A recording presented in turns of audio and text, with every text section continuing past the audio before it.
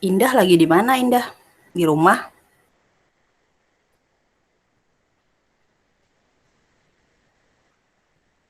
Belum kebuka mic-nya, Indah. Iya, Bu. Lagi di rumah, Indah? Iya, Hmm, kerja apa di rumah aja, Indah? di rumah aja. Reguler apa kamu?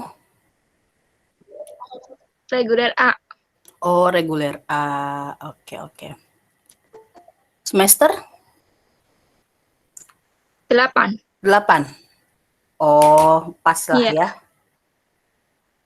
iya. Apa udah dapetnya dosen pembimbing? Ini baru nunggu jadwal sempro. Oke, berarti udah ngajuin seminar proposalnya, tinggal nunggu sempropnya ya. Iya, Oke, sip, sip. Biar pas selesai mata kuliah kan, sidang kan. iya.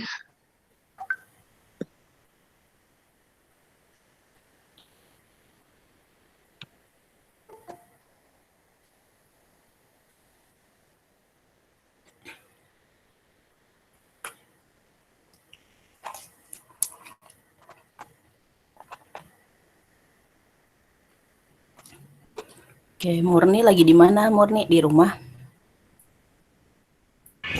Iya Bu, di rumah. Semester berapa, Mur? 8 Bu. 8. Iya. Oke, oke. Gimana skripsi? Udah sampai mana? Belum Bu, baru mau mengajukan proposal. Semprop. Mau proposal ya? Iya. Ya udah nggak apa-apa. Yang penting dijalanin, dikerjain ya, Murni ya. Kalau nggak dikerjain nggak selesai. Iya betul Bu. Ting. Nah, nyala ya. Oke, oke. Belum pernah saya ajar ya, Murni ya? Belum Bu. Belum pernah ya. Belum. Kayaknya di sini belum ada yang pernah saya ajar sih.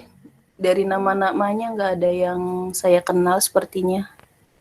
Ibu ngajar matkul apa Bu? Saya ngajar mata kuliah pengantar akuntansi.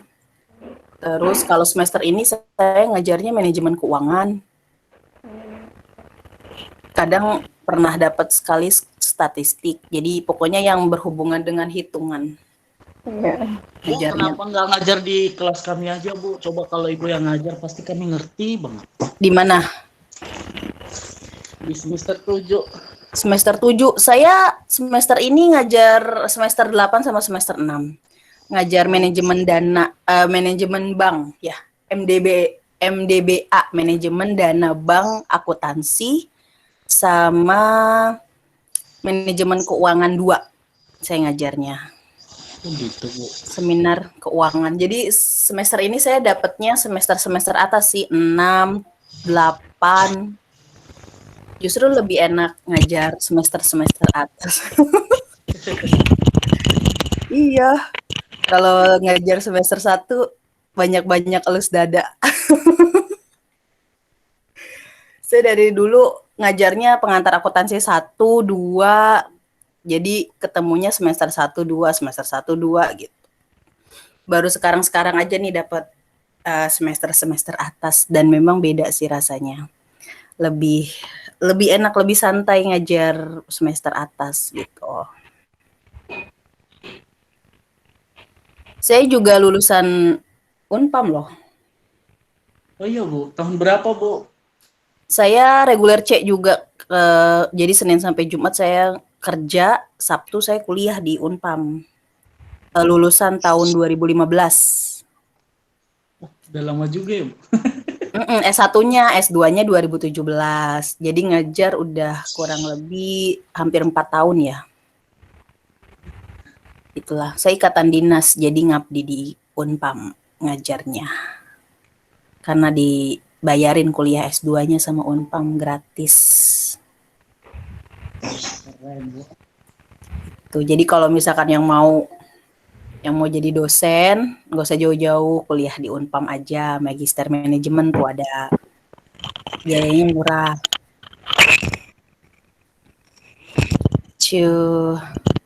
Nomor handphone jangan diganti. Jadi kalau misalkan ada peluang buat menerima dosen baru gitu kan, nanti kalian dihubungi sebagai alumni.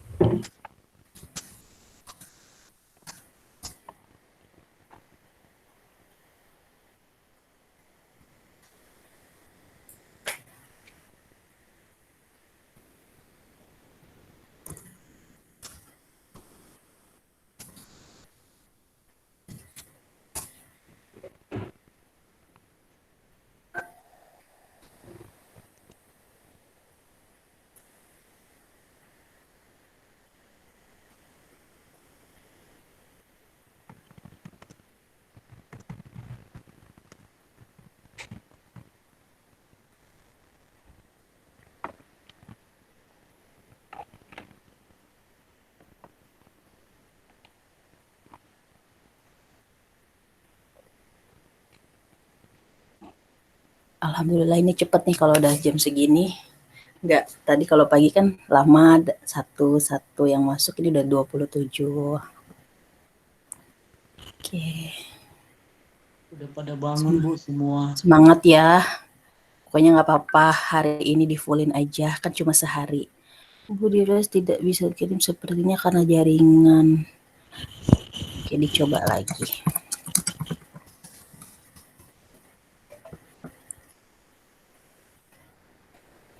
Tuh. Ini rata-rata semuanya lagi di kerjaan atau gimana nih? Kameranya nggak ada yang kebuka. Hari ini Nah, saya kan izin pulang Bu. lagi di mana, Helmus? Ini baru sampai rumah tadi di kerjaan pagi terus saya balik lagi Bu. Oh gitu, tadi pagi kerja dulu terus baru sekarang balik ke rumah nih? Iya Bu, karena nunggu teman sesi kedua masuk baru saya bisa izin pulang. Oh gitu, kerja di mana Helmus? Di showroomnya Modena Bu. Showroomnya Bu? Modena. Budina? Modena Bu. Oh Modena. Dia. Modena. Oh udah lama di sana? Belum Bu, masih baru kurang lebih 5 tahunan lah. Masya Allah 5 tahun mah udah lama. Saya paling lama ngajar inilah 4 tahun. Saya kerja paling lama 3 tahun. Kerjanya pindah. Terakhir saya kerja di Bank Danamon, Rasuna Said, Kuningan. Oh iya Bu. Itu. Jadi sekarang full ngajar aja. Nggak kerja gitu. Bapak, tapi aman ya kuliah, bisa gitu ya, kerja bisa diatur lah ya. Aman Bu, ya. Jadi kebetulan di sini juga nggak personilnya kan ada 6 orang. Jadi kalau seandainya ada yang izin pun masih ada yang backup. Oke, oke. Iya. Bersyukur kalau bisa, maksudnya bisa kuliah sambil kerja gitu kan kerjanya. Kalau saya dulu kuliah kerjanya makanya nyarinya tuh yang Sabtu libur kan. Kan jarang kan yang Sabtunya doang libur gitu. Kadang kan Sabtu masuk. Jadi ya itu keluar masuk kerjaan aja. Yang penting satu tujuan saya kuliahnya selesai. Udah itu doang. Mau kerja gajinya berapa nggak apa-apa. Nah gitu dong. Jadi kan saya kayak ngomong sama orang gitu. Nggak ngomong sama gambar. Nggak apa-apa kalau tadi pagi mah mungkin kan baru bangun gitu kan kaget gitu. Kalau sekarang kan udah siang nih, udah cuci muka lah setidaknya walaupun belum mandi nggak apa-apa. Nah tuh ada siapa deh? Lita, Ayu, Sulis, Mulhim, nah Murni, gitu dong muncul. Jadi kan saya bisa lihat nih orang-orangnya kan. Lebih enak lihat orangnya ngobrol. Jadi berasa. Kalau enggak saya ngeliat gambarnya doang. Ngomong sendiri ya Bu? Ngomong sendiri. Tadi pagi nggak apa-apa lah. Mungkin kan masih pada ini ya, baru bangun tidur. Apalagi hari Minggu kan. Saya aja semalam nggak bisa tidur. Jam 3 baru tidur. Mau nggak mau, ya udah sedia kopi. Baru beli kopi tadi. Mesen online. Mesen online kopi biar nggak ngantuk. Karena kan sampai sore nih kita kan. Gitu. Lita lagi di rumah, Lita. Lagi di rumah, Lit. Iya nih, Bu. Oke, lagi di rumah. Sulis lagi di rumah. Murni lagi di rumah. Mulhim juga lagi di rumah, Mulhim. Iya, Bu. Oke. Mungkin nggak apa-apa sih yang lagi di kerjaan kan. Minggu kerja luar biasa. Semangat. Ya semoga aja emang bener di kerjaan gitu ya. Emang bener lagi di jalan, nggak apa-apa. Saya mah percaya sama kalian. Saya mah orangnya positive thinking aja pokoknya. Gitu. Jadi tenang aja. Kalian tidur aja bilangnya lagi di jalan gak apa-apa. Biasanya kan gitu kan kalau lagi ikut-ikut webinar gitu kan, masang headset, tiduran gitu kan, dengerin tiba-tiba hilang sadar aja gitu. Nggak apa-apa. Yang penting nanti kalau misalkan nggak ngerti, kurang paham, WA aja, tanya ke saya nggak apa-apa ya. Ada 31, oke, sudah banyak. Berarti kita sudah bisa mulai di sesi keduanya ya.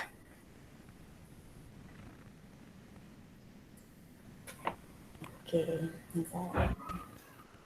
Tes 1, 2. Sip. Oke, gimana tadi tugasnya? Ada yang bingung? Ada yang mau ditanya dari tugas sesi satunya? Boleh, silahkan. Tadi sepertinya ada soal yang agak menjebak kalau kalian kerjain di soal tabungan ya, kalau nggak salah ya. Iya, nomor 1, Bu. Nomor 1 nih, coba kita lihat dulu ya, sedikit aja, ngebahas sedikit aja. Oke, kita lihat dulu.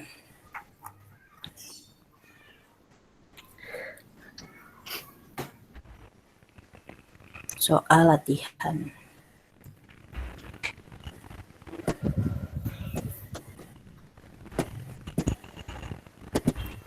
Ini ya nomor 1 ya.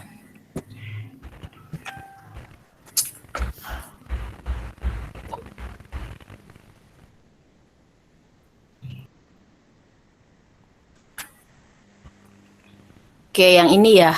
Yang mana yang bingung? Ini nomor 13 gimana nulisnya? Berarti yang diinput itu yang 10 juta, Ibu.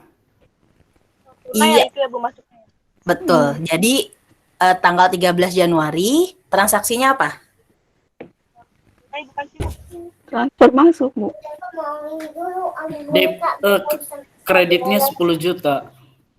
Oke, setor tunai ya. Jadi kredit masuknya namanya setor tunai. Ya. Masuk ke kolomnya kredit sebesar 10 juta, betul. Kenapa Bu kok bisa 10 juta bukannya 15 juta dulu baru 10 juta? Oke, kita baca lagi soalnya kan di situ dikatakan terima modal dari rekan kerja 15 juta tetapi disetorkannya 10 juta, sisanya dipakai sendiri. Nah, di sini tidak dikatakan bahwa modal dari rekan kerjanya itu yang 15 juta itu apakah diberikannya secara tunai atau diberikannya secara transfer gitu kan.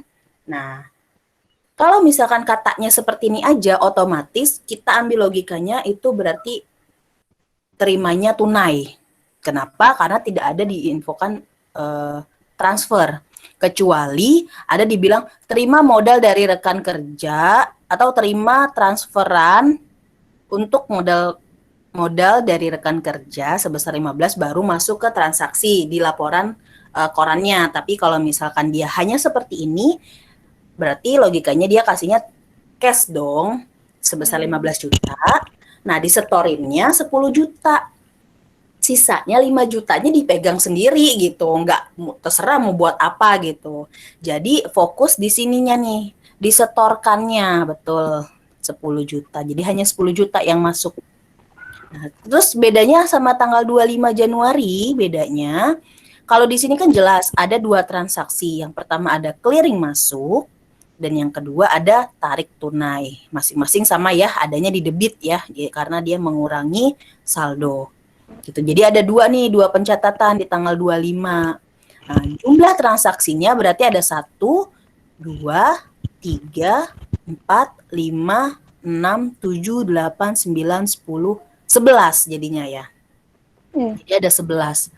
Karena dilihat dari jumlah transaksi, bukan jumlah tanggal gitu ya. Nah, jumlah transaksi, bukan jumlah tanggal. Begitu ceritanya. Nah, jadi kalau untuk yang mengerjakan soal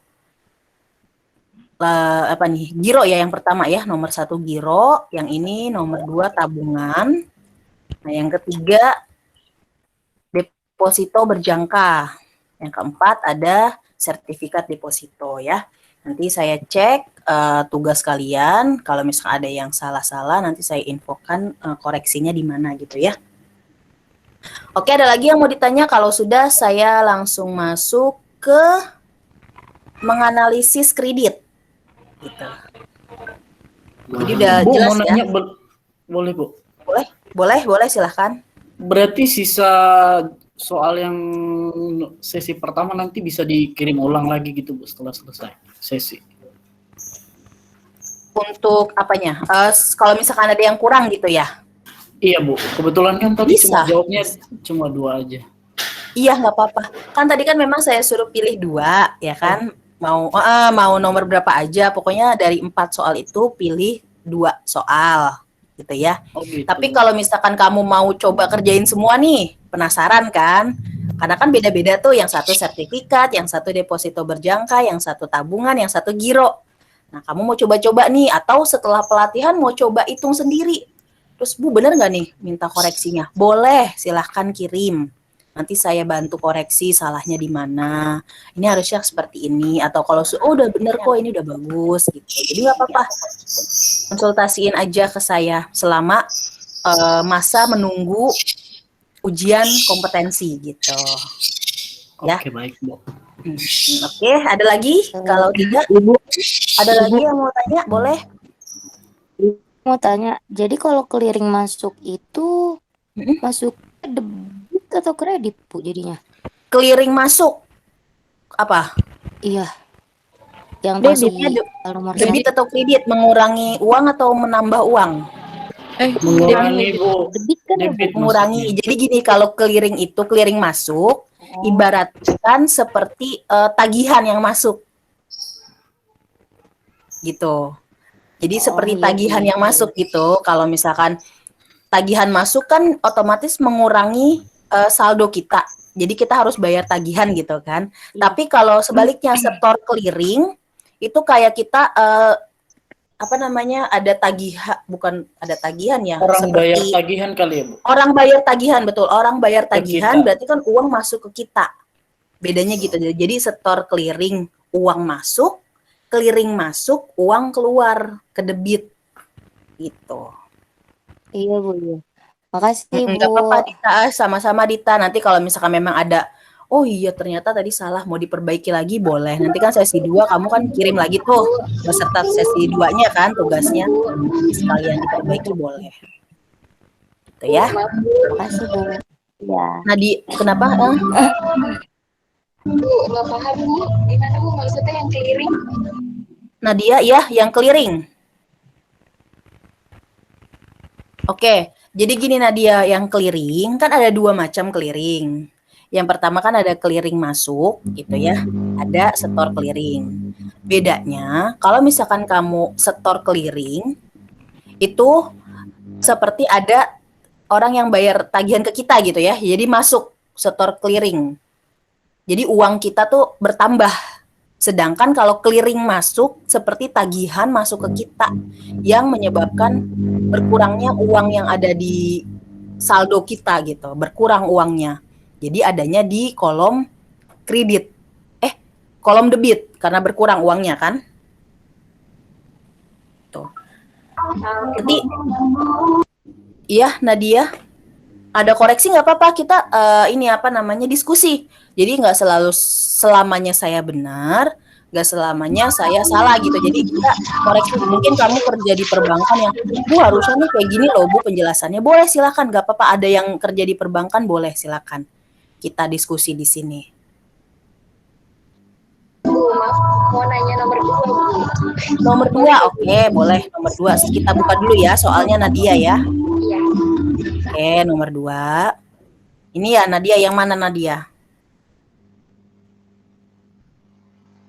Belum ya, belum saya share screen sebentar. Saya share dulu.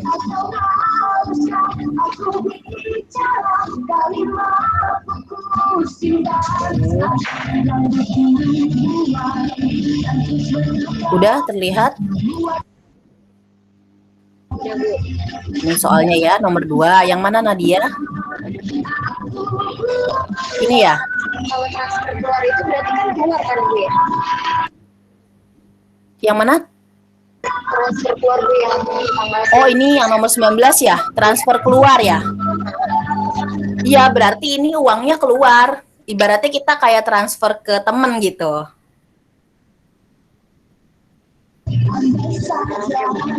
Iya, jadi masuknya ke kolom debit, saldonya berkurang sebesar 1.500.000 karena transfer keluar. Kecuali ada transfer masuk. Kalau transfer masuk, baru uangnya masuk ke kita kan, ada transferan masuk nih, berarti uang kita bertambah. Itu aja bedanya. Iya ya. untuk yang perhitungan bunga yang ini Bu yang hariannya. Ya, hariannya. Itu untuk tanggal 2 untuk tanggal 2-nya Bu, itu aku hitungnya 2 kali. Hitungnya 2 kali untuk saldo apa namanya hariannya ya? Saldo awal kan 15 Oh, juta. Terus kan nggak lama di tanggal 2 juga kan tarik tunai sebesar 1.200.000. Oke. Itu gimana? Oke, jadi gini ya. Nih, kita coba. Saya buka Excel dulu ya sedikit ya. Sedikit aja.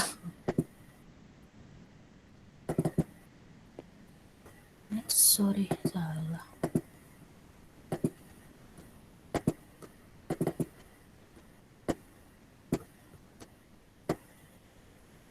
Oke. Kan dikatakan di sini kan tanggal 2 Desember. Nah, di sini kan ada setor tunai 15 juta gitu ya. Ini sorry. Tasnya dulu. Tanggal transaksi debit kredit saldo. Oke. Ini ya. Kan di sini dikatakan setor tunai 15 juta, berarti kan kredit 15 juta. Saldo 15 juta.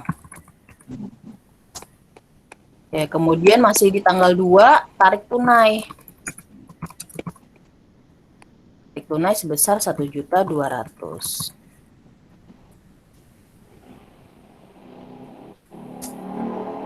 Berarti ini dikurang kan? Dikurang ini 13.800.000. Oke, yang jadi pertanyaannya, Bu, ini berarti apakah 2 gitu kan, bikin 2 atau cuma 1 aja sih Bu gitu kan? Apakah cuman yang saldo terakhir atau memang dibuatnya satu-satu nih 15, 13 gitu. Nah, logikanya kalau bunga harian itu kan dihitungnya kan per hari, benar nggak? Kalau misalkan dia hitungnya per hari, otomatis yang dilihat itu adalah saldo terakhir. Gitu. Jadi kamu hitungnya di saldo terakhir aja di tanggal. Nah, ini kan dibilang kan di sini dari tanggal 1 sampai dengan 10. Tanggal 10 kan bunga 18%. Nah, ini kan mulainya tanggal 2 nih. Berarti tanggal 1-nya dia kan gak ada transaksi. Artinya kamu di sini tulisnya untuk transaksi 2 Desember sampai tanggal berapa? 4 ya. Kan ada lagi di sini kan tanggal 5 ya, 5 Desember kan. 5 Desember itu setor tunai. Setor tunai. Jadi uang masuk sebesar 2.500.000. Sorry. Berarti ini ditambah kan, artinya kamu hitung saldo hariannya pertama tanggal 2 Desember sampai 4 Desember. Berapa hari tuh? 2, 3, 4. Berarti 3 hari kan? 3 hari. Di sini ada 3 hari totalnya. Bunganya 18%. Ini berarti 18% dikali 20.418 Bu. apa? Dikali ini. 20.418 rupiah. Dikali Dikalinya 13.800. ini harusnya iya dikalinya 13 kan saldo. Kecuali ya ditanyakannya gini. Kalian jawabnya apa dulu nih? Yang pertama, apakah kalian menghitung saldo menurut saldo harian, bunga harian, atau saldo rata-rata? Kalau saldo rata-rata ini ditotal semua dulu. Tapi kalau saldo harian berarti per hari dilihat terakhir saldonya nih. Artinya dikali dulu nih, dikali 13.800. Oke, bisa ya.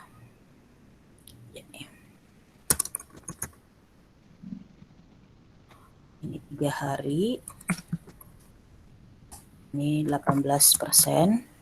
Perhitungannya ini dikali ditambah ya. Dikali atau ditambah? Dikali kan, benar kan? Dikali Bu, dikali. Terus dibagi 365 Dibagi hari. 365 gitu kan?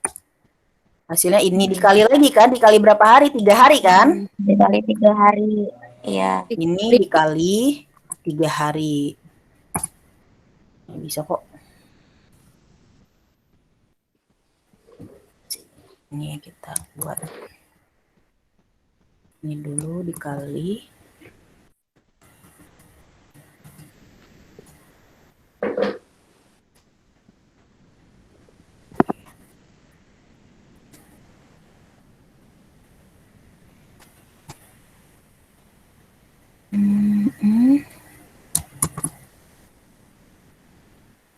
Lebihan ya. Oh, ini ada 3 harinya ya.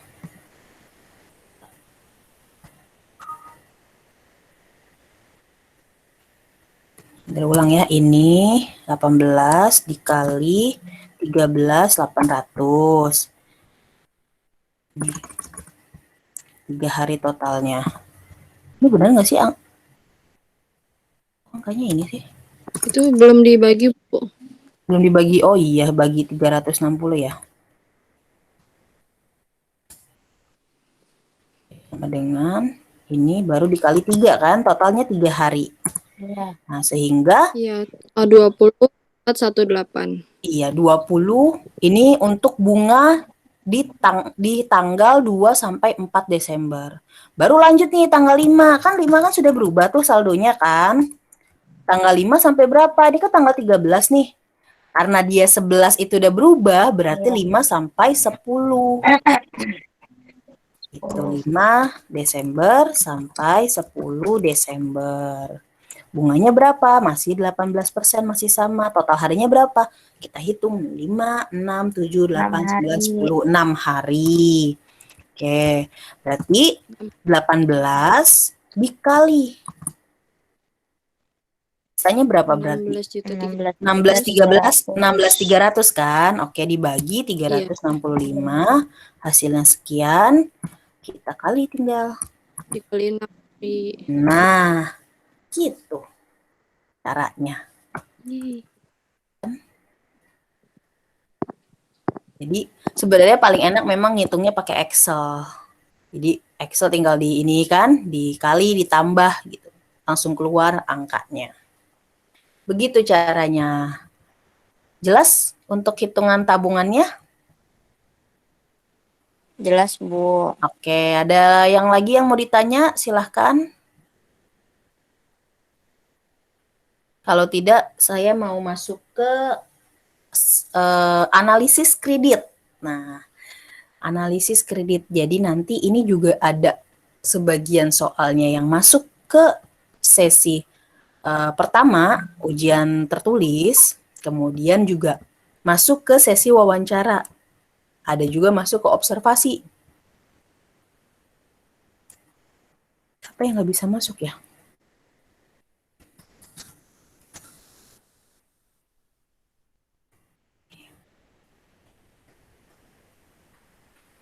Jadi ada masuk juga ke sesi pertama, sesi kedua, sesi ketiga. Sesi pertamanya apa? Sesi pertamanya ngitung kredit, bunga kredit.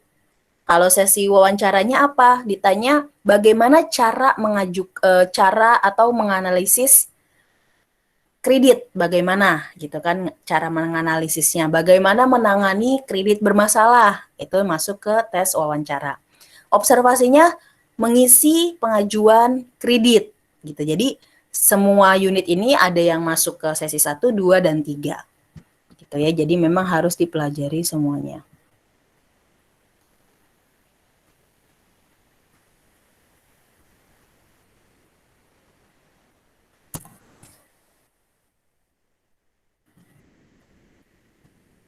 Oke, saya izin share lagi.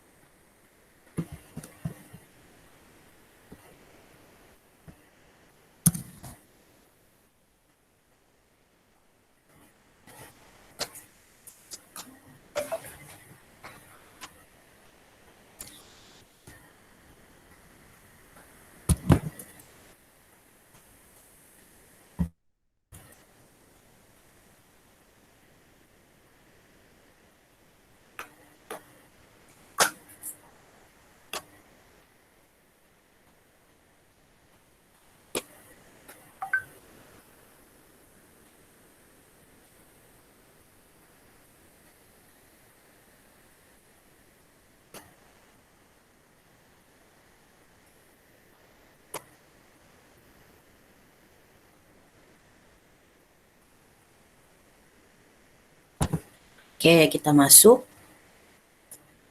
Agak diperbesar kali ya, biar kelihatan ya. Terlihat segini?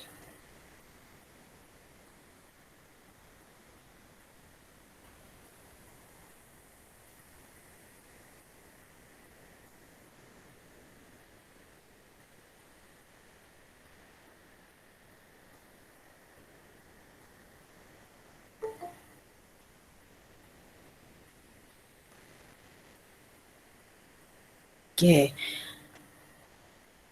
Kita masuk ke analisis kredit. Nah, analisis kredit. Mana ini?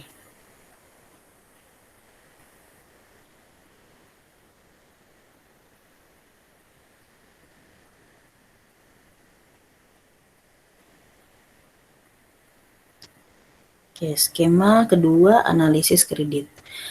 Menurut Undang-Undang Perbankan 10 tahun 98, kredit adalah penyediaan uang atau tagihan yang dapat dipersamakan dengan itu berdasarkan persetujuan atau kesepakatan pinjam-meminjam antar bank dengan pihak lain yang mewajibkan pihak meminjam melunasi utangnya sesuai jangka waktu dengan kesepakatan di awal. Nah, unsur-unsur dari kredit biasanya nih ditanya nih kalau misalkan tes wawancara, apa saja unsur-unsur kredit? Ya, kamu jelaskan ada beberapa unsur-unsur. Yang pertama ada kepercayaan. Yang tadi kan agent of trust. Bentar ya ini. Oke, udah bisa masuk. Safety ya, baru masuk bisa. Yaitu suatu keyakinan pemberi kredit bahwa kredit yang diberikan akan benar-benar diterima kembali di masa tertentu. Jadi, baik itu si peminjam maupun si pemberi harus saling percaya, satu sama lain harus saling percaya. Kenapa? Kalau misalkan si pemberi pinjaman aja nggak percaya mau pinjamin uang, ya pasti kan nggak akan ada tuh proses kredit, gitu kan. Nah, bagaimana cara biar meyakinkan bahwa tuh bank itu bisa percaya nih sama kita? Nah, biasanya didasari dengan dokumen-dokumen persyaratan dalam pengajuan kreditnya. Nah, yang kedua ada kesepakatan, pasti jelas. Karena jika tidak ada kesepakatan, otomatis tidak akan terjadi transaksi kredit. Gitu kan ya. Kemudian ada jangka waktu. Pasti. Jangka waktunya tergantung nih di awal pengajuan kredit. Apakah mau 1 tahun, 2 tahun, 3 tahun, biasanya itu berbeda bunganya. Gitu ya. Jadi beda-beda tuh antara 1, 2, 3 tahun itu pasti berbeda untuk bunganya. Nah, kemudian ada lagi resiko, pasti jelas namanya minjemin uang ke orang gitu ya, itu pasti resikonya tinggi. Jangankan bank yang gak kenal ngasih pinjemnya, kita aja kasih pinjem ke teman kadang susah baliknya kan gitu. Jadi memang resiko orang meminjami uang itu pasti besar gitu. Sama sih, bukannya yang meminjamkan uang aja gitu ya. Yang meminjam pun resikonya tinggi gitu. Jangan sampai asetnya justru keambil oleh pihak bank karena tidak bisa melunasi hutang-hutangnya. Dan yang terakhir ada balas jasa pastinya. Jadi balas jasa di sini bank itu kan sudah memberikan pinjaman kepada si nasabah. Otomatis balas jasa dari jasa tersebut itu berupa bunga. Jadi si nasabah itu wajib membayar bunga untuk jasa si bank yang telah memberikan pinjaman, ya. Nah, kemudian ada prinsip-prinsip pemberian kredit. Oke, prinsip-prinsip pemberian kredit. Apa aja sih prinsipnya? Nah, dalam menganalisis, bank itu punya standar atau SOP dalam memberikan pinjaman. Jadi tidak serta-merta semua orang bisa ngajuin, semua orang bisa cair pinjamannya. Tapi harus melalui analisis-analisis. Salah satunya ada 5C. Analisis 5C. Ini kamu juga belajar nih. Bukan hanya di BLKL belajarnya. Di MDBA juga belajar, ada 5C. Di seminar manajemen keuangan juga belajar. Harusnya sih memang ini sudah fasih ya 5C itu. Ada karakter, capacity, capital, collateral, condition of economy. Karakter. Si bank harus bisa menilai karakter si calon nasabahnya. Apakah si calon nasabahnya ini sifatnya tuh pemarah gitu kan, misalkan ditagih sebentar aja udah marah-marah. Nah itu harus bisa tuh dianalisis karakternya si calon nasabahnya, jangan sampai nanti pada saat kreditnya bermasalah dianya lebih galak atau yang lain-lainnya gitu kan, jadi harus dianalisis. Yang kedua capacity. Capacity itu kemampuan calon si nasabah dalam mengembalikan kreditnya. Dilihatnya dari mana? Dari kegiatan usaha dan manajemennya. Oke. Kemudian ada capital. Capital, yaitu modal yang dimiliki calon nasabah, apakah efektif atau tidak. Dilihatnya dari sumber dana. Misal, saya nih mau ngajuin kredit. Si bank itu harus lihat penghasilan saya dari mana. Kalau misalkan memang penghasilannya rata-rata setiap bulan memang masuk, ada pemasukan, ya berarti resikonya kan lebih kecil terjadi kredit bermasalah. Tapi kalau misalkan si nasabah ini tidak jelas nih dapatnya dari mana.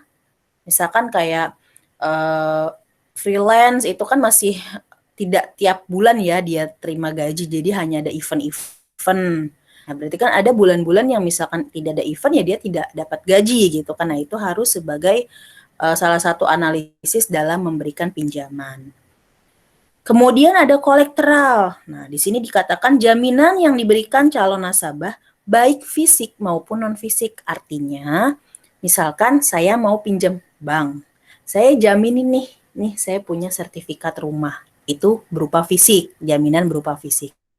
Sedangkan jaminan non-fisik, misal saya mau minjem lagi nih.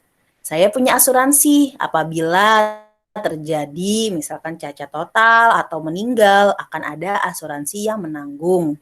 Nah, itu sebagai jaminan bahwa memang ada asuransi nih yang akan menanggung semua biaya hutang saya gitu. Jadi ada kolateral dalam arti fisik maupun non fisik. Kemudian yang terakhir ada condition of economy. Nah, kondisi di sini dilihat dari ekonomi dan politik yang sekarang dan di masa yang akan datang. Jadi, dilihat lagi, kalau misalnya si nasabah ini punya usaha, kemudian apakah usaha itu akan bertahan dari sekarang dengan ekonomi yang sedemikian rupa sampai ke depan. Karena kan kita ketahui ya namanya usaha gitu kan, kadang kan ada lagi viral-viralnya kayak pernah tuh es cincau gitu kan, cincau apa, cappuccino cincau itu kan bertahan cuman berapa bulan gitu kan, selebihnya menurun. Es kepal pernah booming juga, es kepal Milo, tapi cuma hanya beberapa bulan menurun lagi. Nah, itu harus bisa dianalisis tuh oleh pihak bank, oleh account officer. Apakah usahanya itu bisa terus berjalan? Kalau usaha sembako kan pasti karena kebutuhan utama gitu kan. Jadi harus dianalisis sedemikian rupa. Selain itu, selain 5C, ini ada juga 7P. 7P ini kurang lebih hampir sama dengan 5C. Jadi di sini ada yang pertama namanya personality.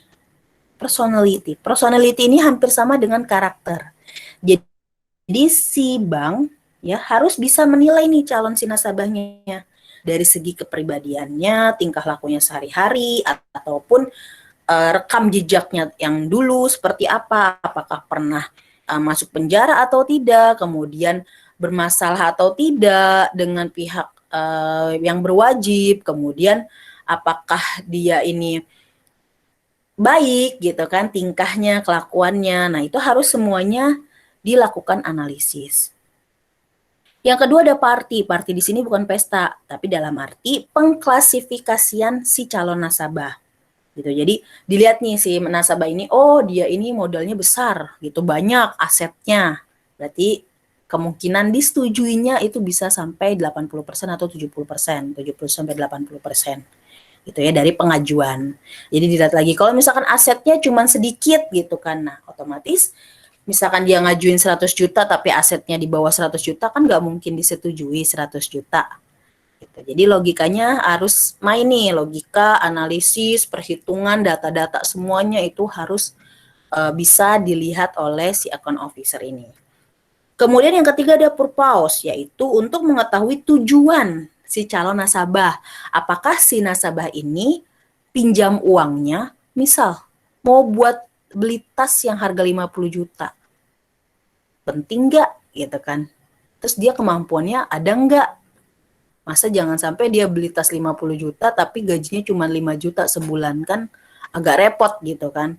Tapi kalau misalkan si nasabah ini mau buka usaha, nah itu kan berarti bisa menjadi pertimbangan si perbankan untuk menyetujui kreditnya, karena untuk usaha, kemudian biasanya untuk pendidikan, nah itu juga bisa. Ada prospek. Nah, setelah purpose ada prospek, yaitu untuk menilai usaha calon nasabah di masa yang akan datang. Jadi hampir sama nih sama yang tadi 5C. Di masa datang itu masuk ke di sini. Ya, usaha, condition of economy, usahanya tuh seperti apa sampai ke depannya. Kemudian ada yang namanya payment. Payment ini ukuran bagaimana si calon nasabah mengembalikan kredit pinjamannya. Sumber dananya itu dari mana? Apakah gaji, usaha, atau lainnya? Kemudian ada profitability. Profitability di sini menganalisis kemampuan si calon nasabah dalam mencari laba dan diukur dari periode ke periode apakah labanya meningkat, sama, atau menurun justru. Jadi harus ada profitability, dilihat keuntungannya dari segi labanya, dari usahanya, khususnya untuk wirausaha, apakah ada peningkatan dari tahun ke tahun atau dari bulan ke bulan, atau justru menurun, makin lama makin menurun, merosot gitu kan. Nah, berarti kan ada kemungkinan bisa gulung tikar atau bangkrut gitu kan, dan itu akan menyebabkan adanya kredit yang bermasalah. Jadi harus bisa dianalisis dari segi profitability-nya. Oke, kemudian ada namanya protection. Oke, protection itu hampir sama dengan apa? Protection itu sama dengan yang 5C ini. Collateral. Nah, hampir sama nih collateral dan protection. Artinya dia punya perlindungan apa nih dari dirinya? Apakah dia punya asuransi atau enggak? Biasanya kan kalau asuransi kan lebih aman kan karena ada si penanggung nih kalau misalkan si nasabah yang meminjam uang ini meninggal dunia, itu ada jaminannya asuransinya.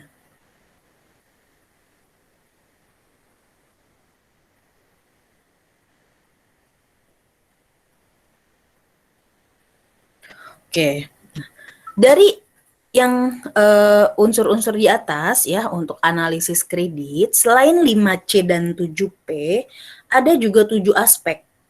Nah, 7 aspek ini juga penentu dalam memberikan pinjaman. 7 aspek. Yang pertama ada aspek yuridis atau hukum. Apakah usahanya terdaftar untuk usahanya gitu kan? Apakah punya SIUP, surat izin usaha perusahaan, atau misalkan kalau dia kerja kerjaannya tuh tempatnya terdaftar nggak nih? Maksudnya bagus nggak? Jangan-jangan perusahaannya bohong-bohongan gitu kan, ada yang cuman mau ngajuin kredit terus dia sewa ruko buat usaha, itu ada. Dan itu beberapa waktu saya kerja di perbankan itu ada yang bermasalah seperti itu. Jadi pada saat dia ngajuin, si nasabah ini ngajuin kredit kan besar nih, misalnya 500 juta ngajuin, disurvei kantornya betul ada, disurvei rumahnya betul ada gitu kan, semuanya alhasil disetujuilah nih nasabah ini. Nah setelah cair uangnya ternyata nggak ada pembayaran masuk. Akhirnya kan masuk ke debt collector kan, disamperinlah ke rumahnya, disamperinlah ke kantornya, ternyata bodong. Kantornya cuma nyewa 1 bulan, rumahnya cuma nyewa 1 bulan gitu. Jadi dia nyewa semua hanya untuk mengajukan kredit. Ada Bu, ada, dan itu beberapa temuan. Nah, biasanya bukan hanya dari pihak nasabahnya yang melakukan pelanggaran seperti itu, tapi ada pihak internal juga, sehingga bisa lepas kontrol atau lepas dari analis ini, tiba-tiba disetujui dan ternyata datanya semuanya bohongan gitu. Itu ada kasusnya ada gitu, dan pernah saya temui di lapangan. Kemudian selain aspek hukum ada aspek keuangan. Nah, aspek keuangan ini dilihat lagi nih keuangannya. Kalau misalkan dia wirausaha, keuangannya gimana? Apakah stabil? Setiap bulan menguntungkan atau justru rugi? Kan kalau misal usaha rugi terus kan nggak mungkin bisa diteruskan gitu kan sampai bertahun-tahun. Buat apa gitu kalau misalkan usaha aja rugi? Atau kerja misalkan yang pegawai nih, keuangannya gimana? Apakah dia sebelumnya punya hutang dari bank yang lain? Jangan sampai misalkan gajinya 5 juta, gajinya 5 juta, hutangnya 10 juta. Dia kan minus kan? Nah, kalau dia minjem di bank yang lainnya lagi kan kemungkinan disetujuinya itu sangat kecil, bahkan tidak ada presentasi disetujuinya gitu, karena ada beberapa tunggakan atau hutangnya sudah di mana-mana. Kemudian aspek manajemen, kalau dilihat dari aspek manajemen, dilihat lagi kalau yang kerja, lihat nih apakah perusahaannya tuh benar, manajemennya tuh ada gitu. Kalau yang usaha, ya dilihat usahanya, manajemennya bagus atau tidak. Pemasaran dari segi produknya, baik itu kalau pemasaran itu, kalau saya wirausaha ya dilihat pemasaran produk saya itu apakah bagus atau biasa aja gitu kan, itu kan pasti berpengaruh dengan pendapatan saya dari pemasaran itu. Kalau misalkan pemasarannya bagus, akan meningkatkan penjualan kan gitu, penjualannya bagus, meningkatkan pendapatan, jadi saling berhubungan satu sama lain. Aspek teknis atau produksi, aspek sosial, aspek AMDAL. Sosial ini seperti lingkungan ya, AMDAL ini sosial itu lingkungannya tuh ke sesama manusia, misalkan kayak di Unpam nih, Unpam kan ngebangun Victor ya. Nah itu kan dia pinjam ke Bank DKI berapa miliar gitu kan ya. Nah ini semuanya dianalisis oleh Bank DKI. Misalkan aspek sosial, bagus nggak nih kalau ada Unpam dibangun di sini untuk aspek sosialnya? Kan bagus, karena kenapa?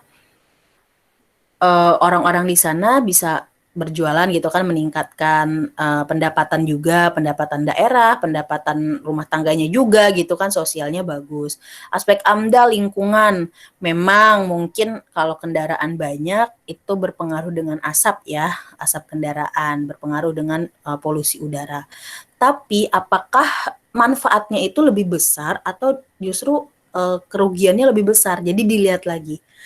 Kalau Unpam, saya rasa sih untuk kerugiannya itu, keuntungannya itu lebih banyak dibanding minusnya gitu kan. Kenapa? Karena dengan adanya Unpam, yang kita ya, salah satunya saya, yang tadinya mungkin kuliah itu nggak kepikiran gitu ya, tapi dengan adanya Unpam, ya bisa gitu, bisa sekolah lagi, bahkan bisa sampai gelar sarjana S2 gitu. Yang tadinya mungkin S1 tuh kayaknya nggak bisa deh kuliah gitu kan. Itu udah aspek sosialnya udah nyangkut. Terus dari lingkungan juga pasti kan adanya Unpam butuh tempat parkir, tempat makan, dan itu akan membuka peluang-peluang usaha di sekitarnya gitu. Jadi kan ada plusnya gitu kan, oh ada Unpam nih, fotokopian laku, kemudian tempat makan rame di mana-mana. Nah itu banyak positifnya dibanding negatifnya gitu kan dengan adanya pembangunan. Maka dari itu DKI mau pinjam 10 miliar pun dikasih gitu kan, karena memang manfaatnya terlihat dari situ. Nah, untuk analisis kredit mungkin sampai sini aspeknya. Ada yang mau ditanya untuk unit 2 ya, unit 2 menganalisis analisis kredit unit 2 nih. Melakukan analisis kredit. Jadi kalau misalkan kalian ditanya pada saat sesi wawancara, apa saja yang dilakukan untuk menganalisis kredit, ya kalian jawab.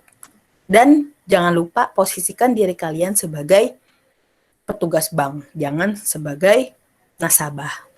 Ya. Ada yang mau ditanya dari unit kedua untuk analisis kredit? Kalau tidak, saya lanjut ke unit 3-nya, proses pencairan kredit dan administrasi.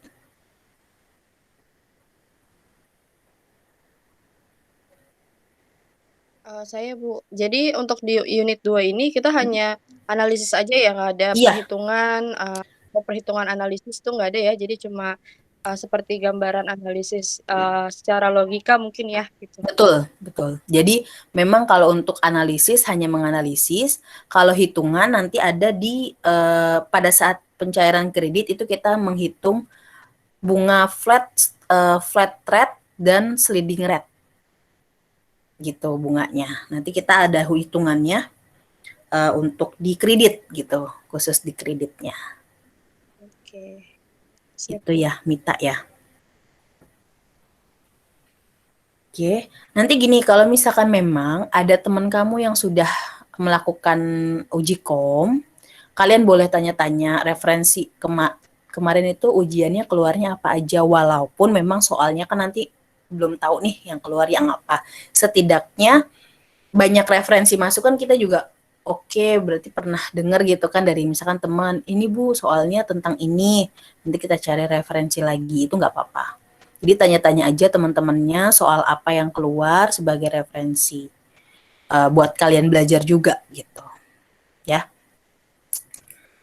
Oke, kalau tidak saya masuk ke unit 3-nya nih. Nah, unit 3 ini proses pencairan kredit. Untuk pencairan kredit kan kita harus tahu tuh hitungan bunganya gimana sih untuk kredit. Apakah hitungannya menguntungkan pihak bank atau menguntungkan si nasabah atau bagaimana gitu kan. Terus metodenya apa aja sih yang dilakukan. Nah, ini kita masuk nih ke unit 3-nya. Unit 3, biasa prosedurnya, ini gambar nih harusnya ya. Itu kalian bisa lihat di modul ya kalau misalkan di sini kurang jelas. Jadi pertama itu kalian akan mengisi form permohonan kredit. Nah, ini nanti kita akan ada di observasi juga di sesi ketiga, mengisi form kredit. Setelah mengisi form kredit, baru kan kita kumpulkan nih dokumen apa saja sih yang dibutuhkan seperti KK, KTP, slip gaji kalau yang karyawan, kalau yang usaha biasanya SIUP, TDP, NPWP gitu kan ya. Jadi kumpulkan dokumen yang dibutuhkan apa saja, setelah itu ajukan. Setelah diajukan akan ada di analisis dulu nih, analisis kredit. Apakah pengajuannya itu bisa disetujui atau tidak? Kalaupun tidak, berapa persen yang disetujui dari pengajuannya? Misalkan 100 juta pengajuannya, tapi hanya cairnya 70%, 70 juta gitu. Nah, itu harus diinfokan dulu nih ke nasabah. Bapak, Ibu, mohon maaf, untuk pengajuan kreditnya ini hanya bisa disetujui misalkan 70 juta atau 50 juta, apakah bersedia? Nah, kalau si kalau si nasabah ini tidak bersedia, otomatis tidak akan ada namanya perjanjian kredit gitu kan ya, dan pencairan. Tapi kalau misalkan si nasabahnya setuju, oke deh nggak apa-apa, 50 juta saya ambil, saya terima. Ya udah lanjut ke perjanjian kredit, di mana di situ tertera jangka waktu, bunga yang diterima berapa, jika ada pelunasan di awal apa yang dikenakan, apakah biaya penalti, biaya lain-lainnya. Nah, itu si nasabah wajib membaca semua ketentuan yang ada di perjanjian kredit tersebut. Jangan sampai, kalau tidak dibaca, jangan sampai tuh si nasabah itu perasaan kok kayak gini sih, kok bunganya besar banget sih, cicilannya besar banget gitu, jangan sampai tidak tahu. Padahal itu udah ada di perjanjian kredit. Karena kan rata-rata kan orang yang di bank itu kan nggak dibaca, karena panjang ya, banyak kata-katanya.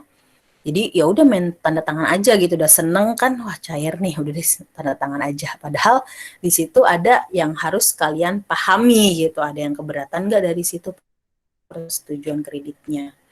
Nah, setelah ditandatangani baru dilakukan pencairan kredit. Nah, pencairan biasanya bisa dua, bisa secara tunai maupun transfer, tapi sih kalau sekarang sepertinya sih banyak kan transfer ya, jarang yang tunai karena bahaya juga bawa uang besar kemana-mana. Jadi biasanya sih bank itu akan buka account di bank yang disetujui. Misalkan kayak saya nih, saya ngajuin di BCA, tapi saya nggak punya BCA. Nah, nanti bank itu akan menawarkan pembukaan rekening BCA untuk menerima uang yang cair tersebut. Itu rata-rata seperti itu. Jadi mereka bisa langsung dua jualannya. Jualan kredit iya, tabungan iya. Gitu, yang langsung dua-duanya. Nah, ini kalau untuk modul yang ini, yang Word ini, nah ini saya buat pribadi. Kalau yang ini nih ya, yang saya presentasikan ini saya buat pribadi. Nah, kan saya kirim dua, yang satu ada modul gabungan. Nah, gabungan itu semua unit dan semua pelatih yang buat. Jadi kalau ini kan saya ringkas, tapi kalau misal kalian mau baca yang fullnya, itu ada yang di modul yang saya kirimkan juga tuh, yang gabungan ya. Ini saya ringkas karena kalau misalkan dibahas satu-satu itu nggak akan cukup hari ini. Gitu. Oke, ini permohonan, ini sama ya yang tadi saya jelaskan ya.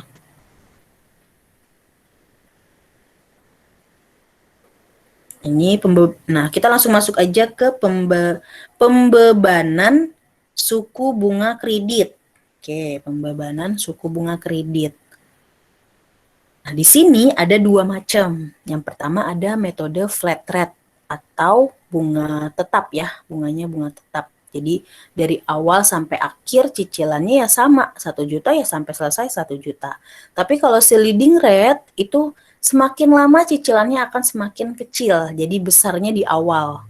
Tapi lama-kelamaan itu cicilannya semakin kecil dan sampai habis. Itu perbedaan intinya dari metode flat rate dan sliding rate. Nah, ini untuk rumusnya ya. Ini kenapa hilang ya harusnya?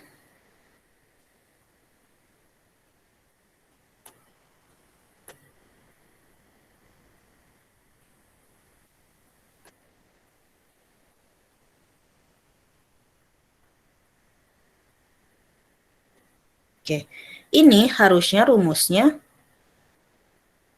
jumlah pinjaman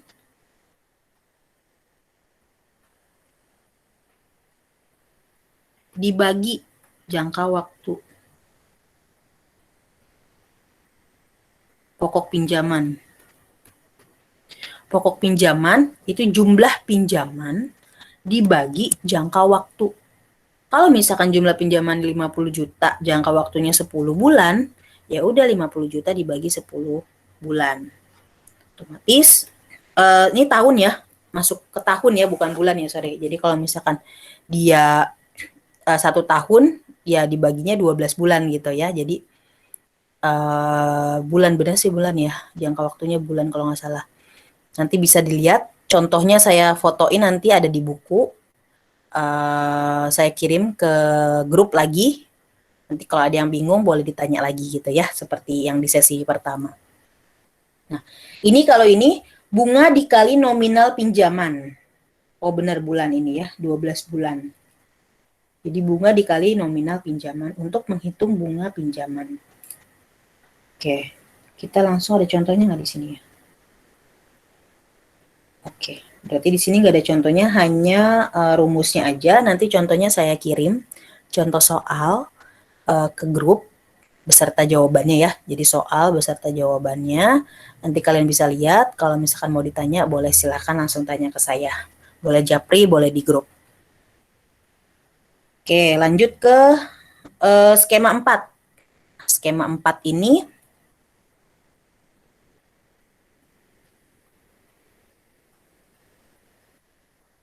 oke, berhubung di sini zuhur, kita berhenti dulu ya. Tunggu azan zuhur dulu, nanti baru kita lanjut ya. Izin ya. Iya, Bu. Iya, Bu.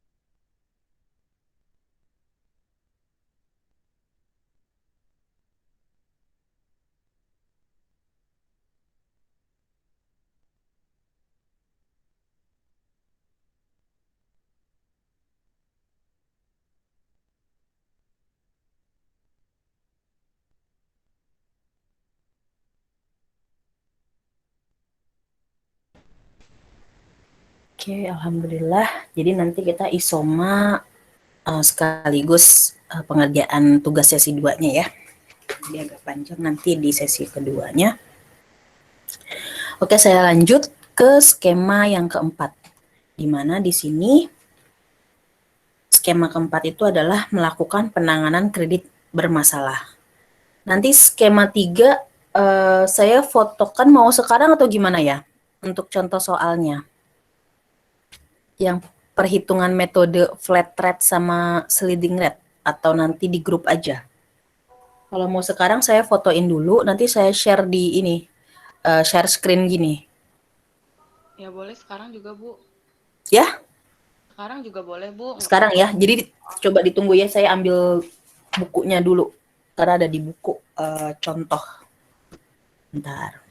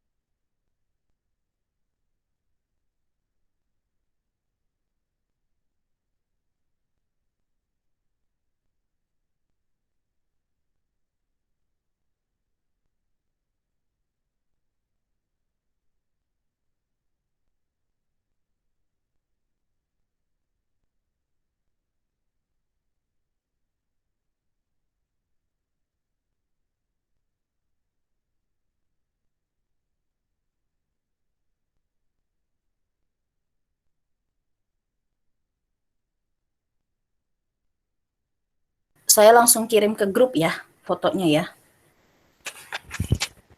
Nanti kalau kurang jelas bisa dilihat di grup. Ini saya lagi foto.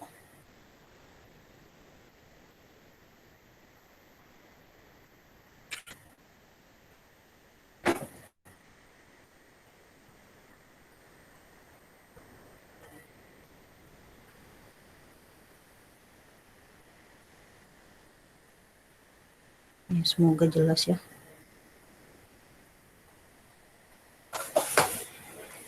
Oke. Udah, baju mau masak.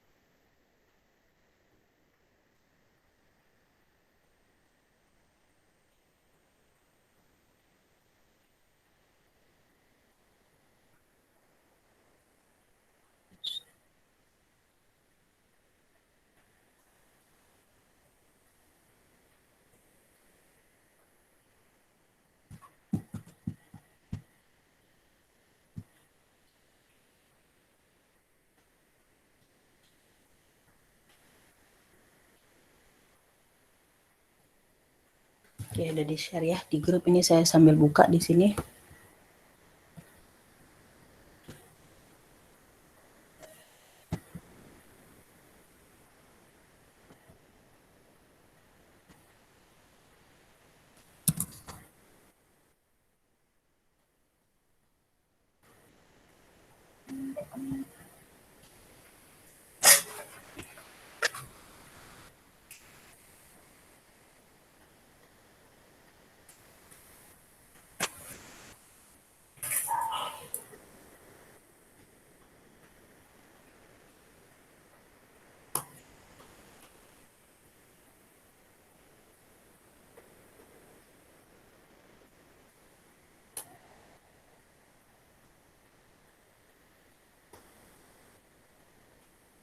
Oke.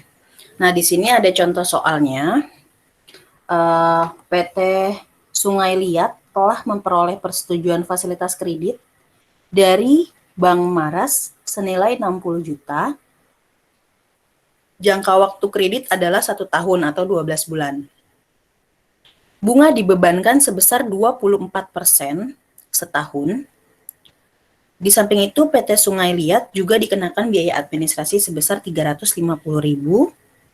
Kredit tersebut dapat langsung ditarik sekaligus dari rekening gironya. Oke, pertanyaannya, coba hitung dengan menggunakan metode flat rate dan sliding rate jumlah angsuran setiap bulan. Berikut tabel perhitungannya secara lengkap. Oke, kita masuk di sini, kita harus mencari dulu pokok pinjamannya itu jadinya berapa sih dari yang disetujui 60 juta itu, gitu kan? Nah, berarti ini ya, jumlah pinjaman dibagi jangka waktu, kita lihat di sini jumlah pinjamannya 60 juta, kemudian jangka waktunya 12 bulan, sehingga pokok pinjamannya sebesar 5 juta. Selanjutnya, kita menghitung bunga per bulannya. Oke, bunga dikali nominal pinjaman dibagi 12 bulan, dikali 1. Maka kita masukkan bunganya. Di sini kan bunganya dibilang 24% dikali 60 juta nominal pinjaman dibagi 12 bulan dikali 1. Jadi kan ini per bulan nih, 1 bulan. 1 bulannya bunganya itu 1.200.000. Nah, selanjutnya baru deh kita hitung jumlah angsuran setiap bulannya berapa. Berarti pokok pinjaman ditambah bunga. Pokok pinjamannya 5 juta, bunganya 1.200.000 sehingga angsuran per bulannya 6.200.000. Untuk tabelnya, di sini kalian bisa lihat tabelnya. Oke. Perhitungan tabel untuk flat rate-nya. Ya, ini flat rate-nya.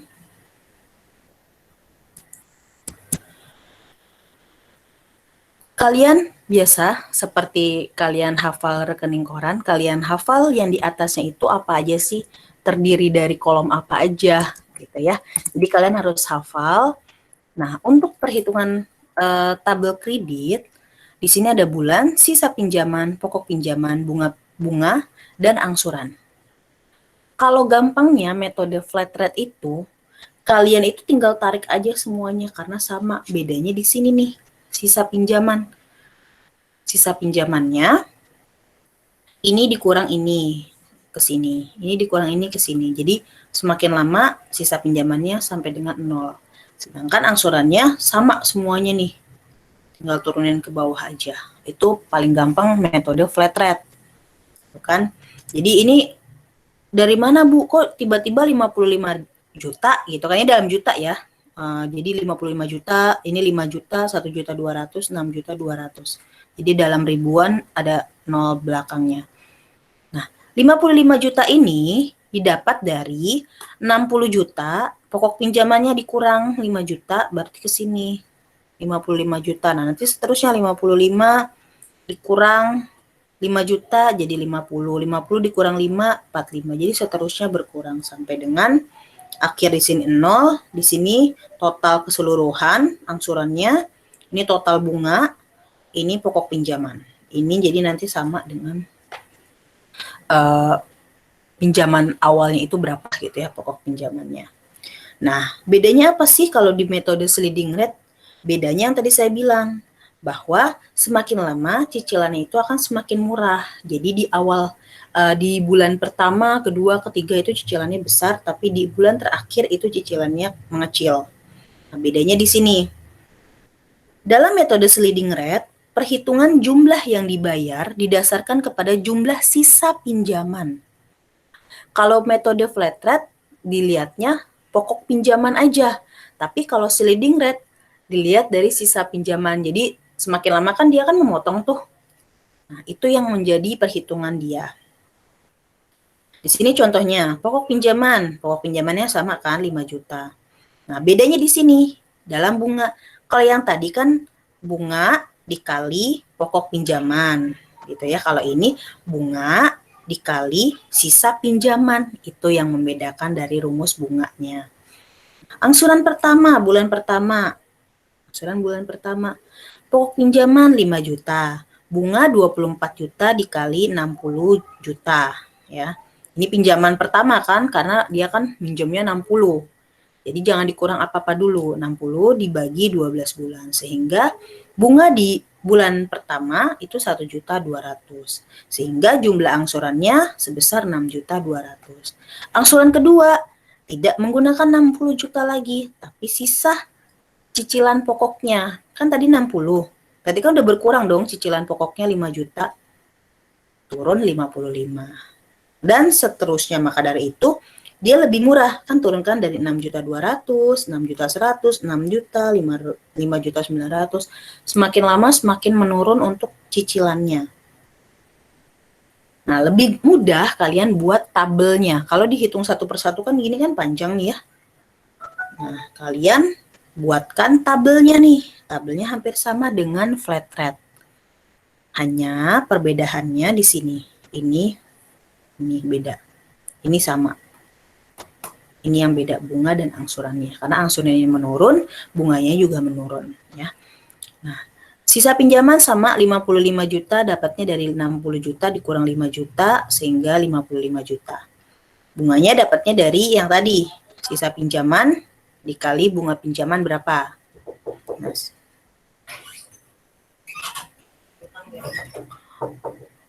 udah nggak?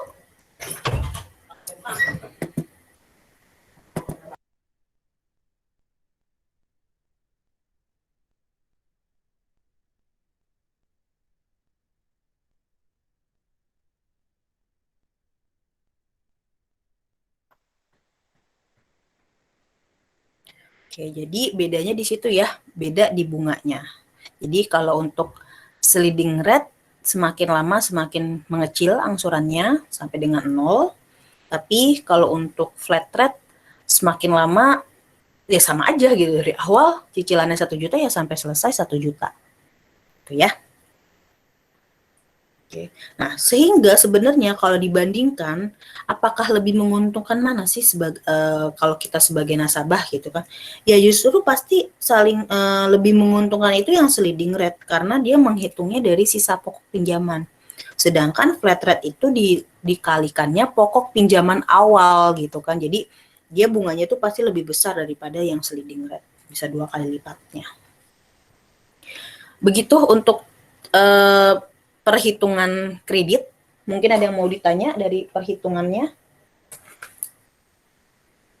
Kalau tidak, kita masuk ke skema 4 ya, skema 4 sedikit baru kita isoma jam 12.30 sambil absen. 5 menit ya absen 12.25. Oke, berarti ini lanjut ya.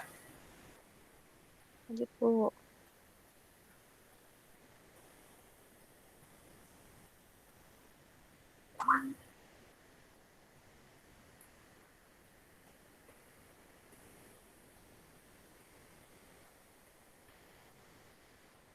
Oke, tadi skema 4 ya sekarang ya.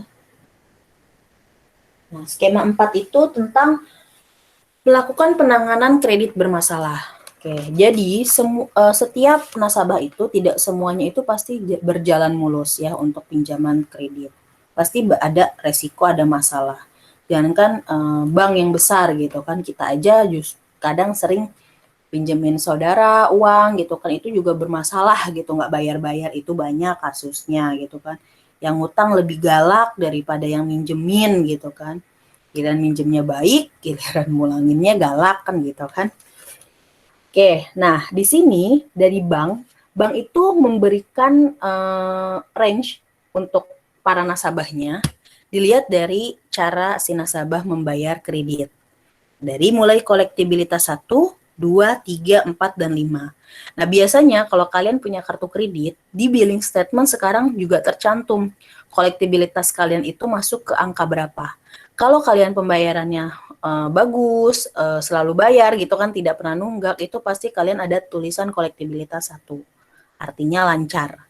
Tapi pada saat kalian lupa bayar kartu kredit gitu kan, lupa bayar angsuran, padahal baru sehari atau 2 hari lah gitu, itu akan langsung bisa masuk ke kolektibilitas 2. Tapi tidak serta-merta langsung masuk gitu aja ke kolektibilitas 2, tidak.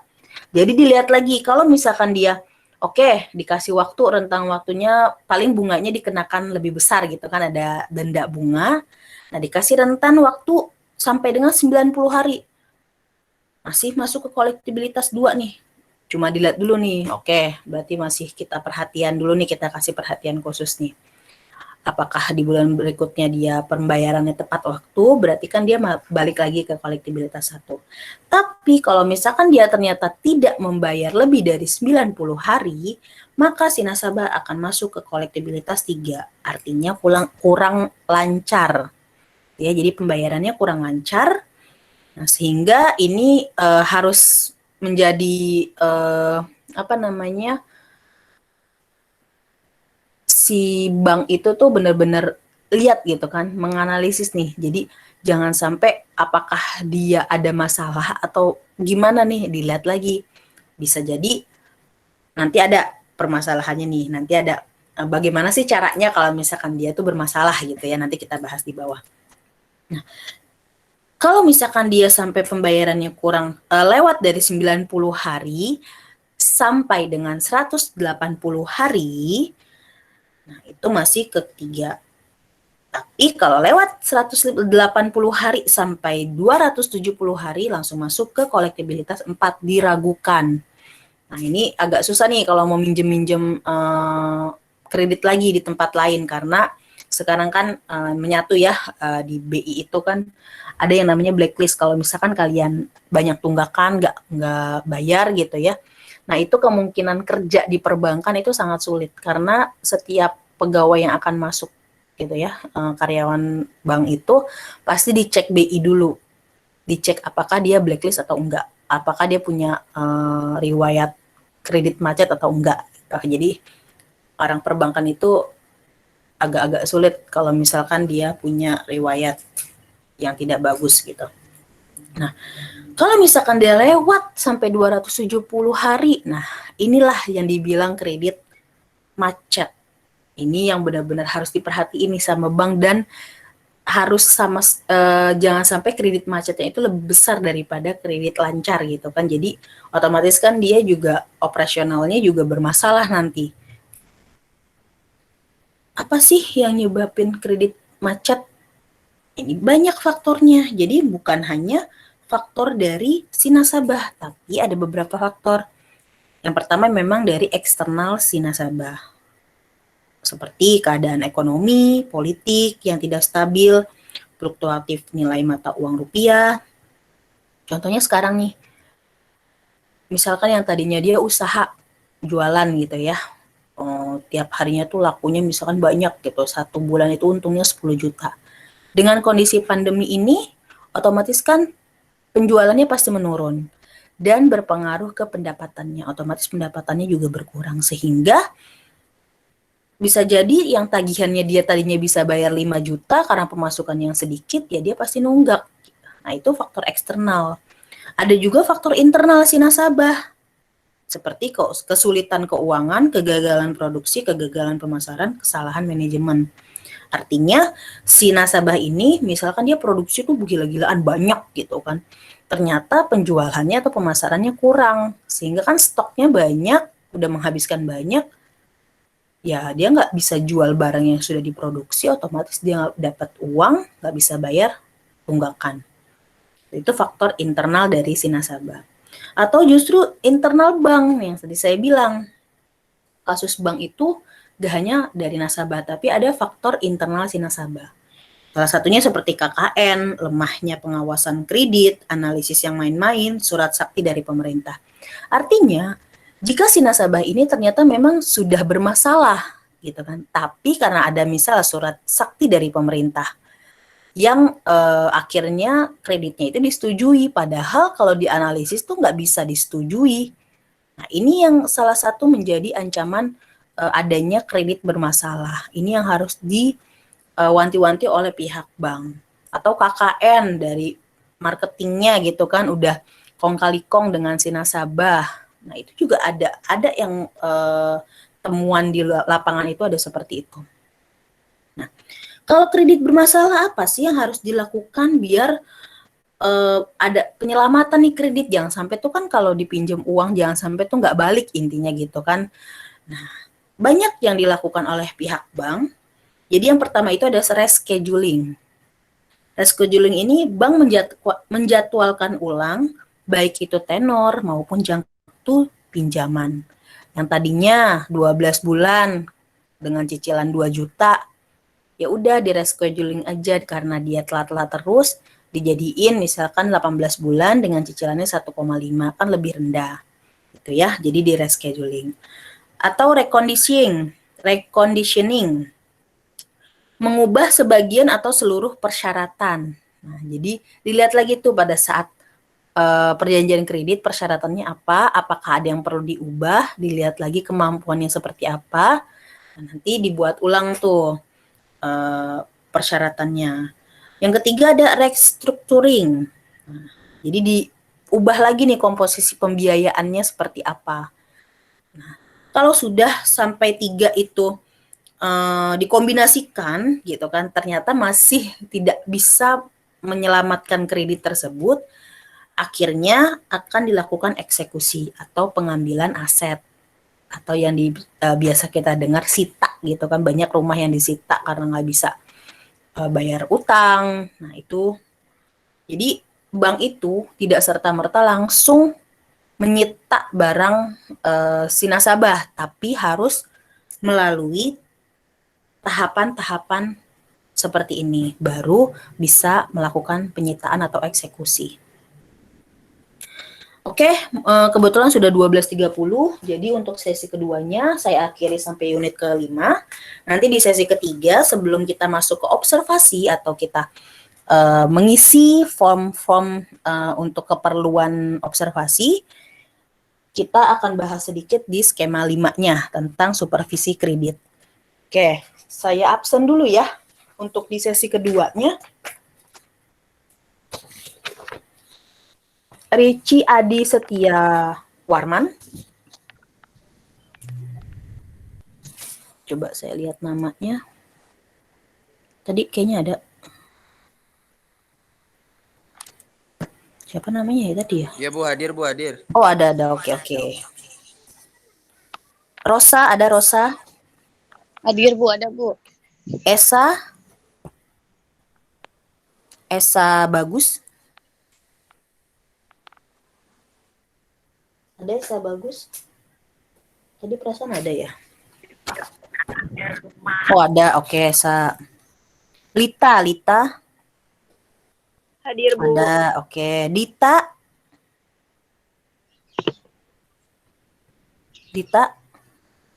Devi. Asti. Hadir Bu. Hadir Ibu. Asti hadir, Devi hadir. Oke, Asti, Devi hadir. Reti. Hadir Bu. Janu. Hadir Bu. Helmus. Hadir Bu. Oke. Dwi. Hadir Bu. Sulis. Ada Bu. Murni. Hadir Bu. Fitra. Hadir Bu. Yanti. Yanti hadir Bu. Oke. Nadia. Dia. Fauzan. Susanti hadir ya, oke. Hardita. Hadir Bu. Dara. Hadir Bu. Dede. Septa. Hadir Bu. Indah. Hadir Bu. Wiwit. Hadir Bu. Sudianto. Hadir Bu, hadir. Mulhim. Hadir Bu. Nurmala. Hadir Bu. Putri. Hadir Bu. Elvin. Hadir Bu. Ihsan. Ya Bu. Mita. Siap Bu. Oke. Ada yang belum saya sebutkan namanya?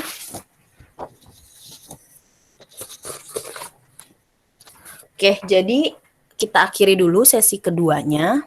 Nanti saya kirim lagi seperti biasa soalnya beserta apanya ya? Soalnya ya, berarti soal doang kan? Nanti kalian kerjakan, kirim lagi via email ke saya untuk sesi keduanya. Nanti lanjut sesi ketiga di jam berapa? 2:30 ya Bu. 2:30 ya? Jadi kalian isoma dulu, makan dulu, sholat, yang bagi yang sholat ya, sholat zuhur. Terus kerjakan offline, kita masuk ke 14.30 ya. 14.30 kita masuk 2:30 berarti ya. Sampai jam 4 selesai, baru kita sesi terakhir tugasnya. Tugasnya nanti yang gampang, yang sesi akhir ya. Oke, boleh dinyalakan dulu fotonya, biar saya foto untuk sesi keduanya. Dokumentasi di sesi keduanya. Boleh yang bisa nyalakan kameranya silahkan nyalakan. Oke. Nah. Bu, aku udah ganteng belum Bu? Habis mandi ya? Habis mandi ya. Oke.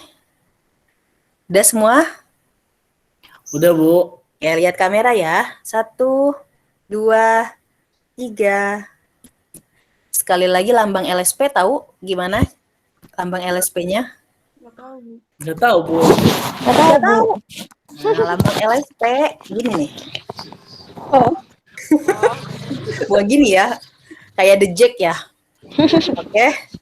Kita lambang LSP 1, 2, 3. Sip. Terima kasih semuanya. Sampai ketemu di sesi ketiga. Jangan lupa jangan sampai nggak ikut ya, karena terakhir nanti sayang banget kalau sesi 1, 2 ikut, sesi 3-nya nggak ikut. Oke? Terima kasih semuanya. Saya pamit. Assalamualaikum warahmatullahi wabarakatuh. Waalaikumsalam warahmatullahi wabarakatuh.